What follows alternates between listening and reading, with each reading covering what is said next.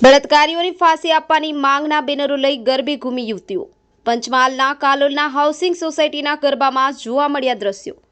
ગરબામાં we want justice અને બળાત્કારીઓને ફાંસી આપોના સ્લોગન સાથે પ્લેકાર્ડ સાથે યુવતીઓ ગરબા રમતી જોવા મળી। વડોદરાના ભાયલી વિસ્તારમાં બનેલ ઘટનાને લઈ અનોખો વિરોધ કાલોલના ગરબામાં જોવા મળ્યો। આવા નરાધમોને જાહેરમાં ફાંસી આપોની માંગના બેનરો સાથે ગરબે રમી નોંધાવ્યો વિરોધ।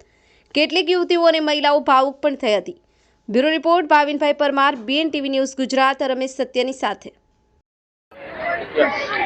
આજ રોજ હાઉસિંગ સોસાયટી યુવક મંડળ દ્વારા જે અહીંયા ગરબાનું આયોજન થાય છે ત્યાં ઉપસ્થિત બધી જ બહેનો અને માતાઓ દ્વારા બરોડા શહેરમાં જે ભાયલી વિસ્તારમાં જે દુર્ઘટના બની છે તેનો સખત વિરોધ કરીએ છીએ અને જે પોલીસ પ્રશાસન દ્વારા તેના આરોપીને તાત્કાલિક રીતે જે ઝડપી પાડવામાં આવ્યો છે તો બધી જ બહેનો અપીલ કરે છે કે તે જ રીતે એને જાહેરમાં ફાંસી અપાય, કેમ કે નવરાત્રિ એ માતાનો પર્વ છે।